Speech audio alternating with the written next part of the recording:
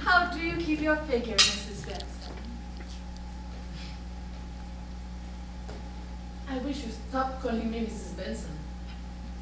Well, that's your name, isn't it? Mrs. Benson. Yeah, but you don't say it after you mean it. Oh, I'm sorry. Well, maybe we'll try Jill then. That would be friendlier, wouldn't it? And I'll try to say it like I mean it. So, Jill, you were telling me about your childhood. I was? It certainly must have been interesting having so many fathers. Yes. Actually, it was. But why don't you get to the point, Mr. Baker? I know what it is anyway. You do? Yeah, well, I know you didn't ask me to lunch to discuss my childhood or to tell me how ready I am. Well, I suppose I was just curious what you and Donnie might have in common. My son certainly seems to like you. I like him very much. He might even be the most beautiful person I ever met. Just imagine going through life, never seeing anything.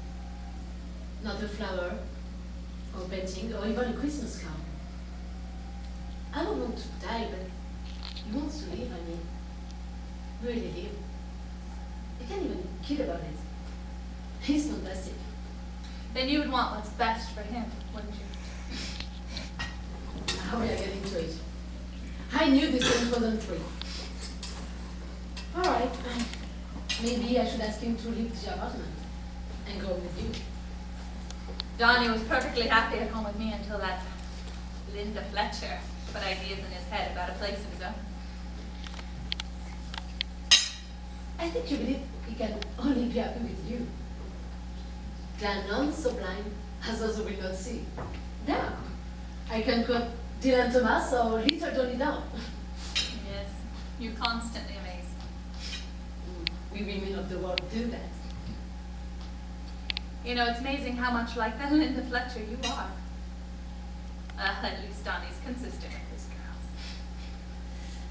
Oh my goodness, it's after 3. Well, I'll get the check. Wait a minute. Check, please.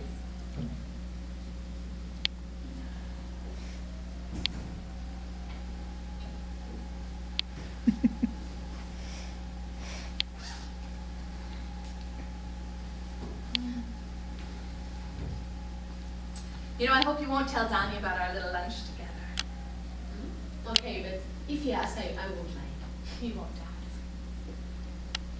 ask. Why do you call him Donnie? Well, that's his name. Why? Don't I say it like I mean it?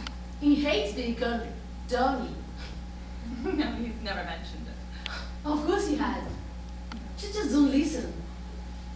They are not so deaf as those who will not hear. You could make up a lot of those, couldn't you? They are not so lame as those who will not walk. They are not so thin as those who will Do not... you honestly believe that it's a good idea for Donnie to live in that place all alone? Yeah, I really honestly feel it's a good idea for Don to live wherever he wants to. And anyway, he's not alone. I'm right next door. For how long? Do you even have a lease on that apartment? No, So you could leave tomorrow if you wanted to. that's right. You couldn't even sustain a marriage for more than 6 days, could you? My marriage doesn't concern me. Apparently it didn't concern you very much either, did it? As a matter of fact, it did. Have you even thought about what marriage to a blind boy might be like? Not even your mother covered that territory, did she? Just leave my mother out of this. I'm sorry, I didn't realize you were so touchy about her. I'm not touchy about it.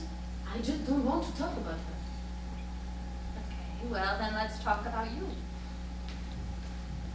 You've seen Donnie in that place that he's memorized. He's memorized how many steps it is to the delicatessen and the laundromat. And I'm sure you were very impressed with that. I've seen seen him in strange surroundings. He didn't know I was watching him.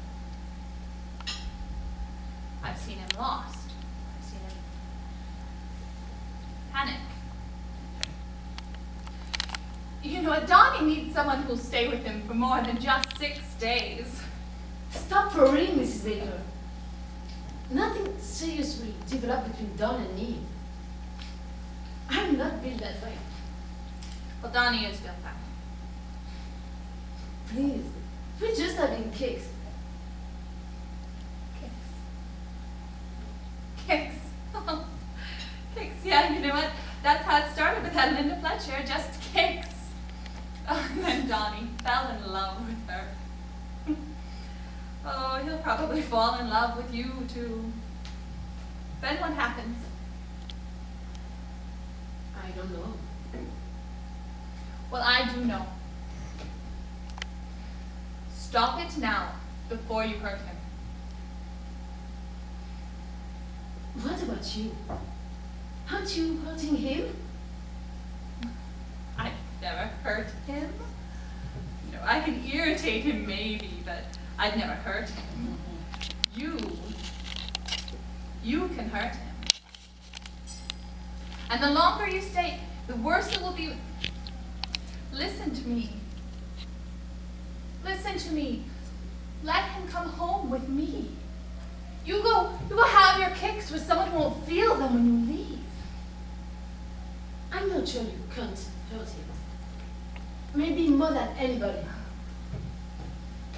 I think you deserve all the credit you can get for raising a marvelous guy. But bringing up a son, even a blind one, is not a lifetime occupation. You don't know anything.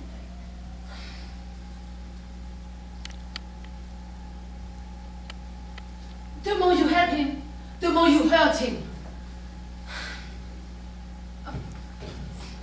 It was Linda Fletcher, not you, who gave him what he didn't must.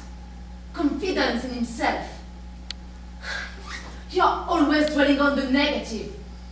Always what he needs, never what he wants. Always what he can't do, never what he can. What about his music? Have you heard the songs he writes? I bet you didn't even know he writes songs. You must be dead right about me. I'm not the ideal girl for them.